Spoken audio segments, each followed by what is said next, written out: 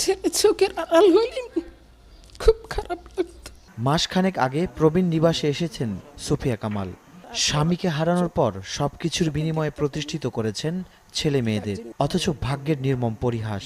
সেই ছেলে মেয়েদের কাছেই সুফিয়া খাতুন এখন পরিত্যক্ত, একা, নিঃস্বপ্রায়। চোখ অপারেশন হলো একটা, তারপর ওইটা হলো ওই ইদানিং 10-12 দিন হয়েছে। খারাপ হোক ভালো হোক, মা কোনো 3 সন্তান ফেলে দেয়, 5 সন্তান ভাবতে পারে না। সুফিয়া খাতুনের মতো এই প্রবীণ নিবাসে আরও অনেকেই আছেন যারা জীবনের সবটুকুর বিনিময়ে কেবল দিয়েই গেছেন, বিনিময়ে চাননি কিছুই। তারপরও সন্তানদের বিরুদ্ধে নেই কোনো অভিযোগ। দেখবে কে? মানে আপনাকে দেখার মতো কেউ নাই? না, ওরা তো এখন চাকরি করে সব। এখন দোয়া করি যাতে ভালো থাকে। সবার মধ্যে শুধু ওই কথাগুলোই মনে পড়ছে যে আমার কি হলো, কেমনে আমি এত দূরে এসে আছি, আমার ছেলে মেয়েগুলো কী করে। এত সুন্দর মা বলতো, আর এত ভালো ছেলে, ওরকম দেখা যায় না। আমি ওকে মিস করি প্রায়। না না বললে তো হবে না, এটা তো সত্যি। মা মা এবং সন্তান, মা এবং সন্তানের তো সত্যি সম্পর্ক। ব্যস্ত নাগরিক জীবনে মায়ের পড়ন্ত বেলায়ও দেয়ার মতো সময় থাকে না আধুনিক শহরে সন্তানদের।